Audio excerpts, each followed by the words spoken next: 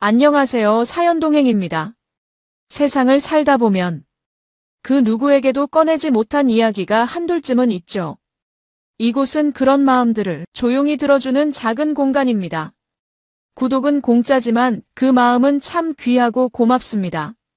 구독해주신다면 큰 힘이 될 거예요. 자, 그럼 오늘의 사연 시작합니다. 안녕하세요.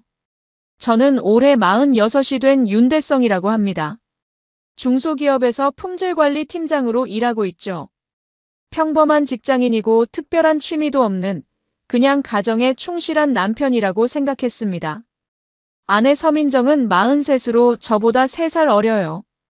결혼한 지는 벌써 15년이 넘었네요. 처음 만났을 때부터 민정이는 외모에 신경을 많이 썼습니다. 제가 봐도 참 예쁘고 세련된 여자였어요. 백화점 VIP 고객으로 명품 가방이나 의류에 관심이 많았죠. 그래도 살림도 꽤 잘하고 집안일도 완벽하게 해냈어요. 그런 아내가 자랑스러웠습니다. 우리 부부는 자녀가 없어요. 처음에는 아이를 갖고 싶었지만 여러 번의 시도 끝에 안 되더라고요. 그래서 그냥 둘이 잘 살자고 마음먹었습니다. 대신 민정이는 자기 관리에 더 신경을 쓰기 시작했어요. 요가, 필라테스, 헬스까지 거의 매일 운동을 했죠. 덕분에 40대 중반인 지금도 20대 여성 못지않은 몸매를 유지하고 있었습니다. 여보, 나 오늘 요가 수업 있어서 좀 늦을 거야. 여자들끼리 모임이 있어서 저녁에 나갔다 올게. 언니랑 쇼핑 좀 하고 올게요. 이런 말들이 최근 들어 부쩍 늘어났지만 별로 의심은 안 했습니다. 아내가 사교적인 성격이라 친구도 많았거든요. 게다가 제가 일이 바빠서 주말에도 종종 회사에 나가야 했으니 아내가 심심해하는 것도 이해가 됐습니다. 그래서 외출이 잦아져도 크게 신경 쓰지 않았어요. 그날도 평소와 다를 바 없는 주말이었습니다. 아침부터 비가 내려서 조금 쌀쌀했어요.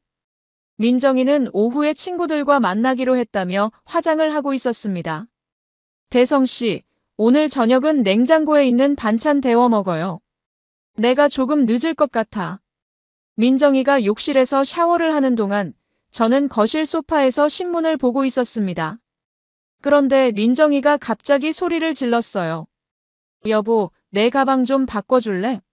검은색 말고 베이지색으로 바꿔야 할 것 같아. 평소 같으면 알았어라고 대답하고 가방을 바꿔주었을 거예요. 그런데 이상하게 그날은 아내의 가방에 뭔가 있는 것 같은 기분이 들었습니다. 가방을 꺼내려고 옷장을 열었을 때 민정이의 명품 가방들이 줄지어 있는 모습이 보였죠. 베이지색 가방을 찾아 내용물을 옮기려고 지퍼를 열었습니다. 그런데 그 순간 제 손에 걸린 건 작은 비닐봉지였어요. 처음에는 그냥 쇼핑한 물건인 줄 알았는데 비닐봉지 안에서 뭔가 레이스 천이 보였습니다.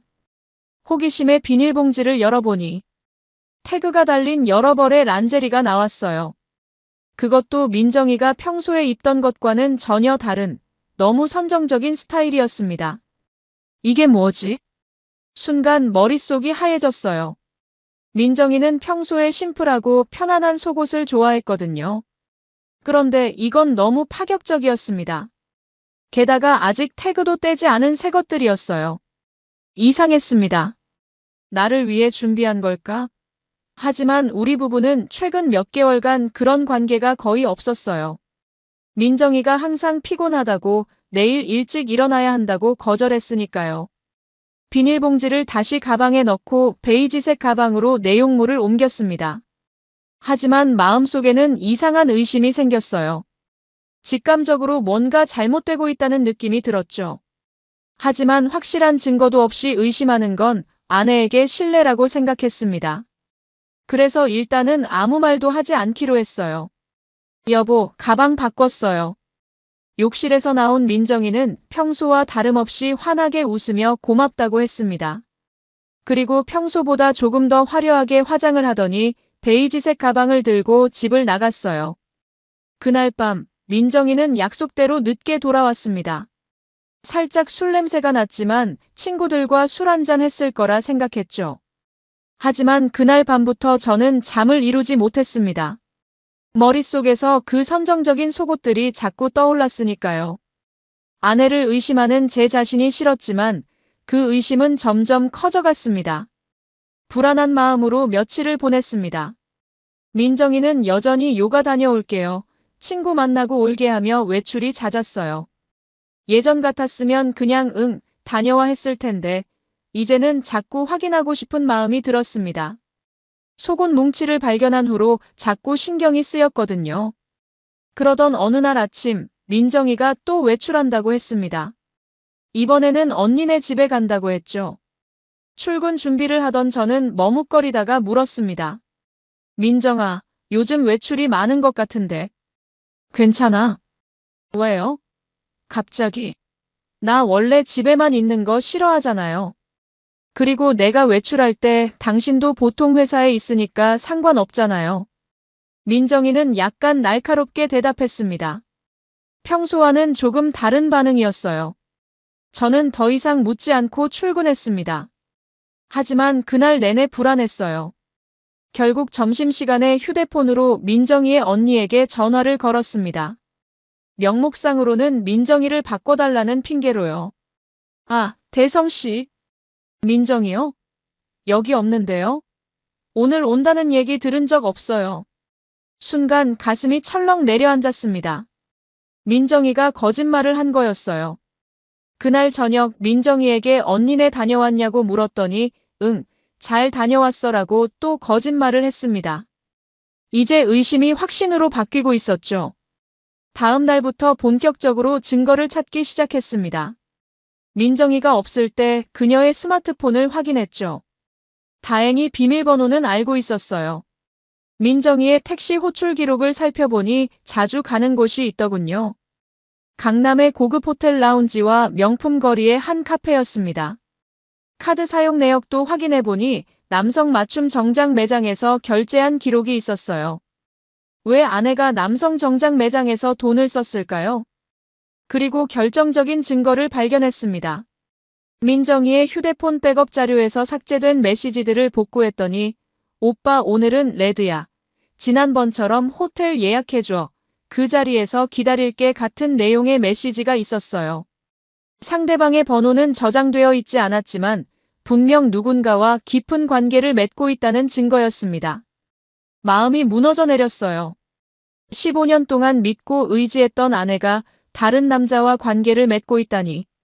머릿속이 하얘지고 가슴이 찢어지는 것 같았습니다. 하지만 누구인지는 알 수 없었어요. 상대방이 누군지 알아내야 했습니다. 결국 회사에 휴가를 내고 민정이를 미행하기로 결심했습니다. 그날도 민정이는 마사지 예약했다며 나갔어요. 저는 멀찍이 떨어져 그녀를 따라갔습니다. 민정이는 택시를 타고 강남의 한 고급 카페로 향했어요. 거기서 누군가를 기다리는 듯 했습니다. 약 10분 후 한 남자가 카페에 들어왔어요. 그리고 민정이에게 다가가 반갑게 인사를 나누더니 그녀의 볼에 가볍게 키스를 했습니다. 순간 피가 거꾸로 솟는 기분이었어요. 그 남자. 어디서 본 적이 있었습니다. 그런데 그 얼굴이 생각나지 않았어요. 조금 더 자세히 보기 위해 카페 창가 쪽으로 자리를 옮겼습니다. 그리고 그 남자의 얼굴을 확실히 봤을 때 충격의 말을 잃었습니다. 최지훈. 우리 회사 신입사원이었어요. 제가 직접 교육을 담당했던 후배였죠. 심지어 몇 번이나 우리 집에 초대해서 식사까지 대접했던 사람이었습니다. 지훈은 제보다 8살이나 어린 38살이었습니다. 젊고 잘생긴 데다 능력도 뛰어났죠. 그런데 그가 내 아내와 배신감이 몰려왔습니다. 더 큰 충격은 민정이가 지훈에게 선물을 건네는 모습을 본 것이었어요. 아마도 남성 정장 매장에서 산 것 같았습니다. 내 아내가 다른 남자에게 선물을 사주다니. 그때 불현듯 생각났습니다. 몇 달 전 민정이가 명품 브랜드 직원과 친분이 있다며 지훈에게 할인 혜택을 소개해준다고 했던 일이요. 당시에는 그저 친절하다고만 생각했는데 그게 다 꼬임수였던 거죠. 이 모든 일들이 연결되기 시작했습니다. 카페에서 두 사람은 은밀한 대화를 나누며 웃고 있었어요. 얼마나 오랫동안 이런 관계였을까. 생각만 해도 치가 떨렸습니다. 더 이상 지켜볼 수 없어서 카페를 나왔어요. 그리고 차 안에서 펑펑 울었습니다. 남자가 울면 안 된다고 생각했지만 참을 수 없었어요. 15년의 결혼 생활이 무너지는 소리가 들리는 것 같았으니까요. 그날 이후로 저는 마음을 다잡고 체계적으로 증거를 모으기 시작했습니다. 아내와 최지훈에게 당장 복수하고 싶은 마음이 있었지만 그러면 제가 불리해질 거라는 걸 알았어요. 법적으로 확실한 증거가 필요했습니다. 그래서 일단은 아무것도 모르는 척하기로 했죠. 여보, 오늘 회식이 있어서 늦을 것 같아요. 네, 알겠습니다. 조심해서 들어오세요. 평소와 다름없이 대화했지만 속으로는 분노가 끓어올랐습니다. 민정이가 회식이라고 말할 때마다 그게 지훈과의 만남일지도 모른다는 생각에 가슴이 찢어지는 것 같았어요. 그래도 겉으로는 티를 내지 않았습니다. 회사에서도 지훈을 마주칠 때면 억지로 웃으며 인사를 건넸어요. 지훈은 여전히 예의 바르고 성실한 후배인 척했죠. 그런 가식적인 모습을 볼 때마다 속에서 불길이 치솟았지만 참았습니다. 형님, 이번 주말에 등산 한번 가시죠? 미안한데 이번 주말은 좀 바빠서. 지훈의 제안을 거절하면서도 제 목소리가 떨리는 것을 느꼈어요. 이 자식이 내 아내와 바람 피우면서 뻔뻔하게 나한테 등산 가자고. 정말 뻔뻔하다고 생각했습니다. 증거 수집을 위해 흥신소를 찾아갔어요. 비용이 좀 들더라도 확실한 증거를 확보하고 싶었거든요. 흥신소에서는 민정이와 지훈을 미행하며 호텔에 드나드는 사진, 손을 잡고 걷는 모습, 차 안에서 키스하는 장면 등을 찍어왔습니다. 그리고 민정이의 카드 사용 내역과 통화 기록도 모았죠. 특히 결정적인 증거는 둘의 카톡 대화 내용이었어요. 민정이의 휴대폰을 잠깐 빌려 카톡 대화를 백업한 후 복원했더니 지훈과의 은밀한 대화가 그대로 나왔습니다. 오빠, 오늘 몇 시에 만날까? 6시에 평소 장소로 와. 오늘은 특별한 선물이 있어. 기대된다. 대성이는 오늘도 늦게 들어온대. 우리 충분히 시간 있어. 이런 대화들을 읽을 때마다 속이 뒤집혔어요. 내가 회사에서 일하는 동안 내 아내와 후배가 바람을 피우고 있었다니. 심지어 내 이름을 언급하며 비웃는 듯한 대화까지. 참을 수 없는 모욕감이 느껴졌습니다. 더 놀라운 건 지훈의 사내 PC에서 발견한 내용이었어요. IT 부서 친구의 도움을 받아 지훈의 회사 메일을 살펴봤더니 민정이와 주고받은 메일이 있었습니다. 업무적인 내용으로 위장했지만 그 안에는 은밀한 메시지가 숨겨져 있었어요. 첨부 파일 확인 부탁드립니다. 특히 3페이지 중요합니다. 이런 메일에 첨부된 문서의 3페이지에는 다음 만남 장소와 시간이 적혀 있었죠. 회사 메일로 이런 짓을 하다니 정말 어이가 없었습니다. 모든 증거를 확보한 후 조용히 이혼 소송과 상간자 소송을 준비했어요. 변호사를 만나 상담했고 증거들을 체계적으로 정리했습니다. 변호사는 제가 모은 증거만으로도 충분히 승소할 수 있다고 했어요. 위자료도 받을 수 있고 지훈에게도 상간자 책임을 물을 수 있다고 했습니다. 이 모든 과정에서 주변 사람들에게 알리지 않았어요. 부모님이나 친구들에게도 말하지 않았죠. 아직은 때가 아니라고 생각했거든요. 모든 준비가 끝나고 법적 절차가 시작되면 그때 알려도 늦지 않을 테니까요. 한편 회사에서는 지훈과 마주칠 때마다 복잡한 감정이 들었습니다. 겉으로는 평범한 선후배 관계를 유지했지만 속으로는 너 곧 끝장날 거다라는 생각뿐이었어요. 지훈은 전혀 눈치채지 못했죠. 오히려 더 친근하게 대하려는 모습을 보였습니다. 형님, 이번에 제가 맡은 프로젝트 조언 좀 해주시겠어요? 그래, 뭐가 필요한데? 친절하게 대답하면서도 속으로는 내 아내하고 놀아나는 주제에 뻔뻔하게 라고 생각했습니다. 하지만 겉으로 티를 내지 않으려 노력했어요. 때가 오면 제대로 된 복수를 하겠다는 다짐이 있었으니까요. 그리고 가장 아픈 건 집에 돌아왔을 때였습니다. 민정이는 여전히 아내 역할을 하고 있었어요. 밥도 챙겨주고 빨래도 해주고. 하지만 이제 그녀의 모든 행동이 가식으로 보였습니다. 식탁에 앉아 마주보는 순간마다 이 여자가 오늘은 어디서 누구와 있다 왔을까 하는 생각이 들었죠. 밤에는 같은 침대에 누워 잠을 청했지만 옆에 누운 사람이 더 이상 내 아내가 아니라는 생각에 잠을 이룰 수 없었어요. 민정이가 잠든 모습을 바라보면서 왜 그랬어? 라는 질문이 머릿속에서 떠나지 않았습니다. 우리는 부족한 것 없이 살았는데 왜 다른 남자를 찾아갔을까? 증거 수집을 마치고 소송 준비를 하던 중 민정이의 태도가 갑자기 변하기 시작했습니다. 아마도 제가 뭔가를 알아차렸다는 걸 느꼈나 봐요. 어느 날 저녁 민정이가 갑자기 물었습니다. 여보, 요즘 왜 이렇게 무뚝뚝해? 내가 뭐 잘못했어? 평소라면 바로 대답했겠지만 이번에는 잠시 침묵했어요. 그런 다음 담담하게 대답했습니다. 아니, 회사 일이 좀 복잡해서 그래. 신경 쓰지 마. 민정이는 믿지 않는 눈치였지만 더 이상 묻지 않았어요.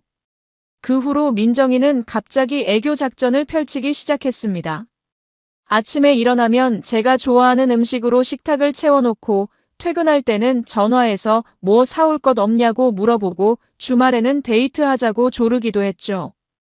대성 씨, 우리 다음 주에 제주도 한번 다녀올까요? 오랜만에 둘이서 여행도 하고. 그 말을 들었을 때 웃음이 나왔어요. 제주도에 가서 뭘 하자는 거지? 내가 모르는 사이 최지훈과 얼마나 많은 여행을 다녀왔을까? 이제 와서 가식적인 애정 표현이라니. 글쎄, 회사가 바빠서 시간 내기 어려울 것 같은데. 민정이의 얼굴에 실망감이 스쳤지만 곧 웃음을 되찾았어요. 그리고는 더 적극적으로 저에게 다가왔습니다. 밤에는 오랜만에 관계를 시도하기도 했죠. 하지만 저는 거절했어요. 더 이상 그녀를 아내로 볼 수 없었으니까요. 피곤해서 그래. 다음에 하자. 이런 상황이 반복되자 민정이도 뭔가 이상하다고 느꼈나 봅니다. 그녀의 외출은 눈에 띄게 줄어들었고 지훈과의 만남도 자제하는 듯 했어요. 휴대폰도 항상 제 시야에 두려고 노력했죠.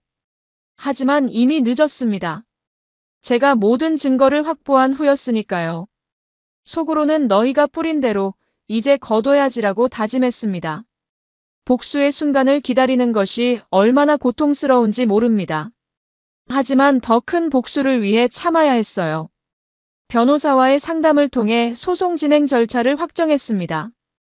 이혼 소송과 상간자 소송을 동시에 진행하기로 했어요. 민정이에게는 위자료 3천만 원을 청구하고 재산 분할도 최소화하기로 했습니다. 그리고 집에서 퇴거할 것을 요구했죠. 지훈에게는 상간자 소송으로 5천만 원을 청구하기로 했어요. 소송 서류를 준비하면서 제 마음은 무거웠습니다. 15년의 결혼 생활이 이렇게 끝난다는 것이 믿기지 않았어요. 하지만 배신당한 아픔을 생각하면 주저할 이유가 없었습니다. 그들은 제 신뢰와 사랑을 짓밟았으니까요. 드디어 소송 서류가 완성되었고 법원에 제출했습니다. 그리고 민정이와 지훈에게 소송 통지서가 발송되었죠.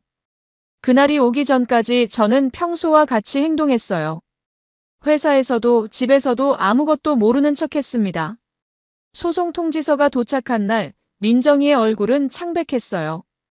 퇴근 후 집에 들어갔더니 거실 테이블 위에 소송 서류가 펼쳐져 있었고 민정이는 울면서 앉아 있었습니다.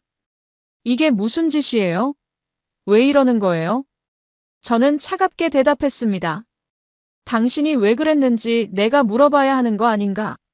최지훈이랑 얼마나 재밌게 놀았어? 민정이의 얼굴이 하얗게 변했어요. 아마 모든 것이 들통났다는 사실을 깨달은 모양이었죠. 민정이의 눈에서 눈물이 흘러내렸습니다. 하지만 더 이상 그 눈물에 마음이 흔들리지 않았어요.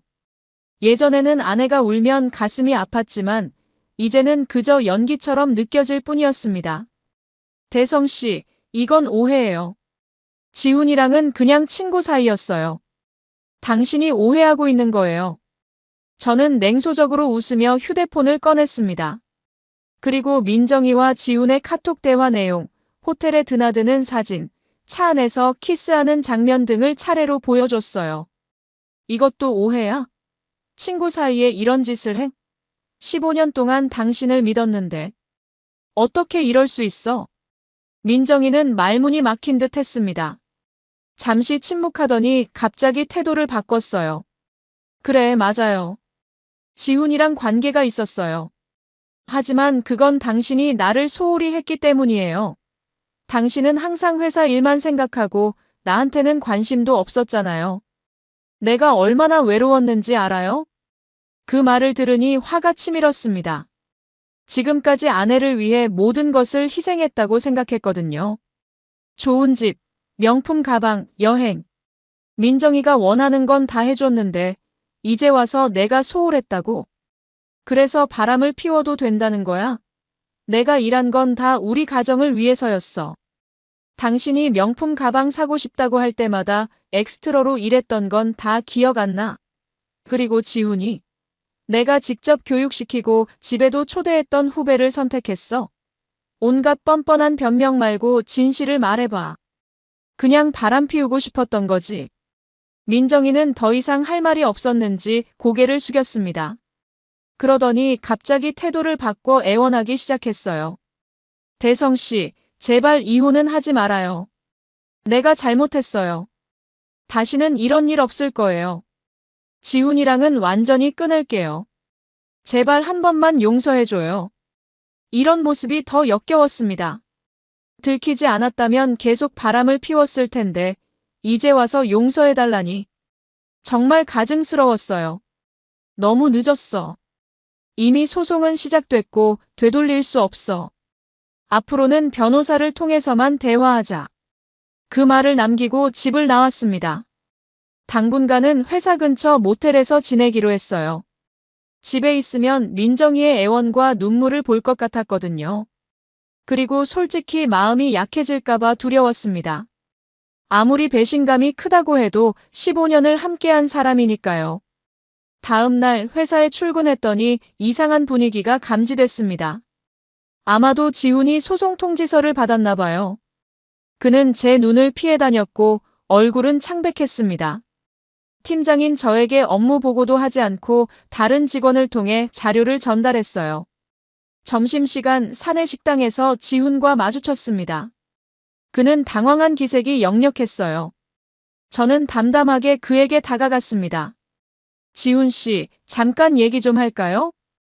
회의실로 들어가자 지훈은 고개를 숙인 채 서 있었습니다.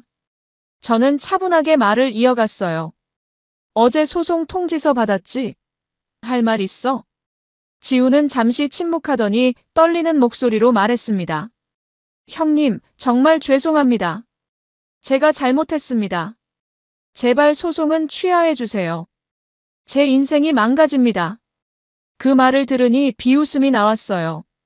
내 인생은 이미 망가졌는데 자기 인생만 걱정하다니.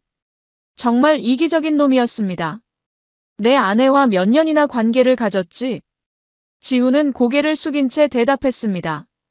1년 정도 됐습니다. 1년. 내가 지훈을 교육시키고 회사에 적응하도록 도와줬던 그 시간 동안 그는 내 아내와 바람을 피우고 있었던 거죠. 배신감이 더 커졌습니다. 자네가 우리 집에 놀러 왔을 때도 이미 관계가 있었던 거야? 지훈은 고개를 끄덕였습니다. 그 순간 참을 수 없는 분노가 치밀어 올랐지만 꼭 참았어요. 회사에서 소란을 일으키고 싶지 않았거든요. 알겠어. 법정에서 보자고. 그리고 회의실을 나왔습니다. 지훈은 그 자리에 그대로 주저앉았어요. 아마 회사에 소문이 퍼지면 그의 경력에도 큰 타격이 갈 것이라는 걸 알고 있었겠죠. 하지만 그건 자업자득입니다. 남의 아내를 탐한 대가를 치러야 했어요. 그날 오후 회사 대표가 저를 불렀습니다. 아마 지훈이 뭔가 얘기했나 봐요. 대성 씨, 최지훈과 개인적인 문제가 있다고 들었는데 회사 내에서는 불화가 없었으면 좋겠네. 업무에 지장이 생기면 곤란하니까. 저는 담담하게 대답했습니다. 네, 걱정 마세요. 개인적인 문제는 법적으로 해결할 겁니다. 회사 내에서는 전문가답게 행동하겠습니다. 대표는 더 이상 묻지 않았지만 상황을 파악한 것 같았어요. 아마 지훈에게도 비슷한 얘기를 했겠죠. 그날부터 지훈은 정직 처분을 받았다는 소문이 돌았습니다. 상간자 소송이 회사에 알려지면서 내부 감사가 시작됐고 결국 회사 메일을 사적으로 이용한 것이 문제가 된 모양이었어요. 일주일 후 첫 번째 재판이 열렸습니다. 법정에서 민정이와 지훈을 다시 만났어요. 둘 다 초췌한 모습이었습니다.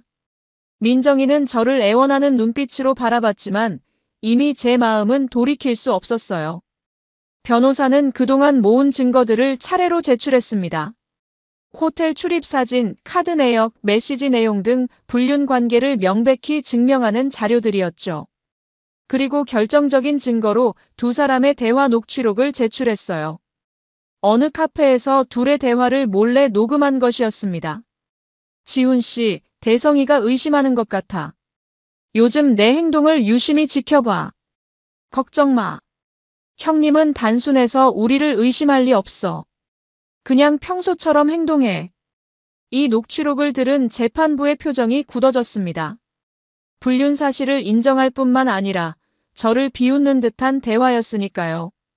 이로써 재판은 거의 끝난 것이나 다름없었습니다. 첫 재판 이후 상황은 급속도로 진행되었습니다. 민정이와 지훈은 더 이상 부인할 수 없는 증거들 앞에서 불륜 사실을 인정할 수밖에 없었어요. 민정이의 변호사는 합의를 제안했지만 저는 거절했습니다. 끝까지 법적 절차를 통해 해결하고 싶었거든요. 윤대성 씨, 합의하는 게 서로에게 좋지 않을까요? 이혼에 합의하고 위자료는 1천만 원 정도로 하면 어떨까요? 민정이 변호사의 제안에 저는 단호하게 고개를 저었습니다. 아니요. 제가 요구한 대로 진행하겠습니다. 3천만 원의 위자료와 집에서의 퇴거를 원합니다. 민정이는 법정에서 계속 눈물을 흘렸지만 더 이상 그 눈물이 제 마음을 움직이지 못했어요. 15년간의 결혼 생활이 한순간에 무너진 것은 아프지만 이미 그녀는 제 마음속에서 아내가 아니었습니다. 한편 지훈은 회사에서 점점 입지가 좁아졌어요. 상간자 소송이 회사 내에 알려지면서 동료들의 시선이 차가워졌고 결국 정직 처분을 넘어 퇴사 압박을 받게 되었습니다. 지훈의 변호사도 합의를 원했지만 역시 거절했어요. 윤대성 씨, 최지훈 씨가 2천만 원을 지불하고 합의하기를 원합니다. 그리고 회사에서 퇴사하겠다고 합니다. 5천만 원 이하로는 합의 없습니다. 그리고 퇴사는 그의 선택이죠. 제 완고한 태도에 두 사람의 변호사들은 난색을 표했습니다. 하지만 저는 양보할 생각이 없었어요. 그들이 제게 준 상처와 배신감을 생각하면 이 정도 요구는 과하지 않다고 생각했거든요. 두 번째 재판에서는 더 많은 증거들이 제출되었습니다. 특히 지훈의 회사 메일을 통해 주고받은 내용들은 재판부에 강한 인상을 남겼어요. 업무용 메일을 이용해 불륜을 저질렀다는 사실이 도덕적으로도 문제가 된 거죠. 재판부는 결국 제 손을 들어주었습니다. 민정이에게는 3천만 원의 위자료 지급과 집에서의 퇴거 명령이 내려졌고 지훈에게는 5천만 원의 상간자 손해배상 판결이 내려졌어요. 법정에서 판결이 선고될 때 두 사람의 표정은 참담했습니다. 민정이는 법정을 나서며 마지막으로 저에게 다가왔어요. 대성 씨, 정말 이렇게 끝내야 해요? 우리 15년이었어요. 저는 차갑게 대답했습니다. 그 15년을 당신이 먼저 버렸잖아. 이제 와서 그런 말하지 마. 민정이는 눈물을 흘리며 자리를 떠났고 그것이 아내로서의 마지막 모습이었습니다. 이혼 절차는 신속하게 진행되었고 한 달 후 우리는 완전히 남이 되었어요. 지훈은 결국 회사를 퇴사했습니다. 상간자 소송으로 회사 내 평판이 바닥으로 떨어졌고 더 이상 함께 일할 수 없는 분위기가 조성됐거든요. 들리는 소문에 의하면 그는 지방으로 내려가 취직을 준비하고 있다고 했습니다. 하지만 이런 불명예스러운 이력이 있으면 재취업이 쉽지 않을 거예요. 민정이는 고급 아파트에서 쫓겨나 월세 원룸으로 이사했다고 합니다. 법원 판결로 집에서 퇴거해야 했거든요. 명품 가방들과 옷들을 대부분 팔아 위자료를 마련했다는 얘기도 들었어요. 15년 동안 쌓아온 호화로운 생활이 한순간에 무너진 거죠.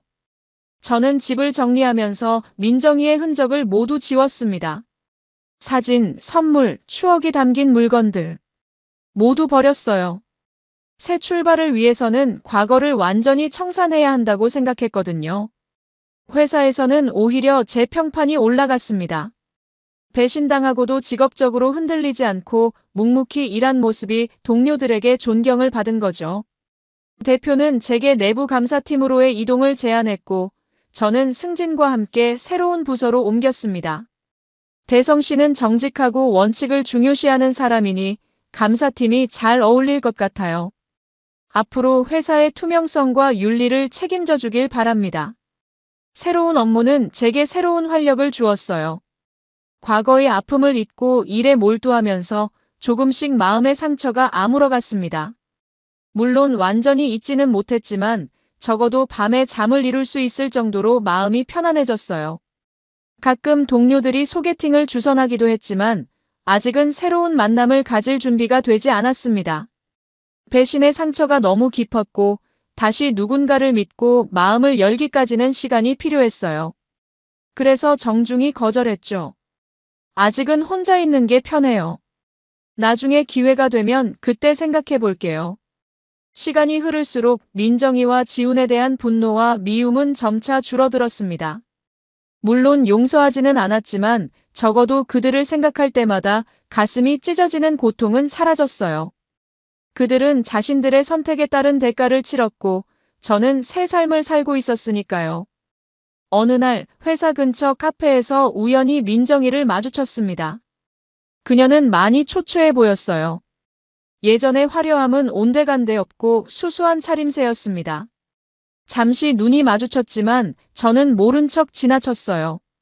더 이상 할 말도 나눌 감정도 없었으니까요. 이혼 후 1년, 제 삶은 완전히 달라졌습니다. 내부 감사팀에서 성과를 인정받아 팀장으로 승진했고 회사 내에서 중요한 위치를 차지하게 됐어요. 업무도 즐겁게 해나가고 있었죠. 아직 새로운 인연은 없었지만 혼자 있는 시간을 소중히 여기며 자기 개발에 힘썼습니다. 그러던 어느 날 옛 동료로부터 연락이 왔어요. 최지훈에 대한 소식이었습니다. 대성형, 지훈이 소식 들었어? 지방에서 취직했다가 거기서도 문제를 일으켜서 잘렸대. 지금은 아르바이트로 겨우 생계를 유지하고 있다더라. 예상했던 소식이었습니다. 상간자 소송으로 인한 오명은 쉽게 지워지지 않을 테니까요. 게다가 5천만 원의 손해배상금도 큰 부담이었을 거예요. 하지만 이제 그의 소식에 특별한 감정이 들지 않았습니다. 그저 자업자득이라는 생각뿐이었어요. 민정이에 대한 소식도 간간히 들려왔습니다. 그녀는 고향으로 내려가 부모님과 함께 살고 있다고 했어요. 명품 생활은 포기하고 지방의 작은 가게에서 일하고 있다는 소문이 있었죠. 15년 동안의 화려했던 서울 생활이 한순간에 사라진 겁니다. 가끔 밤에 혼자 있을 때면 왜 그랬을까라는 생각이 들기도 했습니다. 무엇이 부족했길래 아내는 다른 남자를 찾아갔을까? 하지만 곧 그런 생각을 떨쳐버렸어요. 제 잘못이 아니었으니까요. 그들이 선택한 배신이었습니다. 어느 날 퇴근 후 집에 돌아왔을 때 우편함에 낯선 편지가 있었어요. 발신인은 서민정이었습니다. 잠시 망설이다가 편지를 열어봤어요. 대성 씨에게 오랜만에 편지를 씁니다. 잘 지내고 계신가요? 저는 지금 고향에서 부모님과 함께 살고 있어요. 서울에서의 생활은 이제 꿈만 같네요. 이렇게 편지를 쓰는 건 사과하고 싶어서예요. 제가 정말 큰 잘못을 했습니다. 당신의 진심을 배신하고 믿음을 저버렸어요. 용서해달라는 말은 하지 않겠습니다. 그럴 자격이 없다는 걸 알고 있으니까요. 다만 알아주셨으면 해요. 당신은 정말 좋은 남편이었습니다. 문제는 항상 제 안에 있었어요. 채워지지 않는 욕심과 허영심. 그것들이 저를 망가뜨렸습니다. 새 삶에서 행복하시길 바랍니다. 당신은 정말 행복해질 자격이 있어요. 서민정 올림. 편지를 읽고 난 후 복잡한 감정이 밀려왔습니다. 분노, 슬픔, 그리고 약간의 연민. 하지만 이미 돌이킬 수 없는 강을 건넜다는 걸 알았어요. 편지는 그대로 쓰레기통에 버렸습니다. 이제 더 이상 과거에 연연하지 않기로 했으니까요. 그로부터 몇 개월 후 회사에서 해외 지사 설립 프로젝트를 맡게 되었습니다. 6개월간 미국 지사에서 근무하게 된 거죠. 새로운 환경, 새로운 사람들. 모든 것이 새롭게 느껴졌어요. 마침내 완전히 과거를 잊고 앞으로 나아갈 수 있는 기회였습니다. 미국에서의 생활은 바쁘고 충실했어요. 새로운 문화를 경험하고 다양한 사람들을 만나면서 시야가 넓어졌죠. 가끔 한국의 지인들로부터 민정이나 지훈에 대한 소식이 들려왔지만 더 이상 신경 쓰지 않았습니다.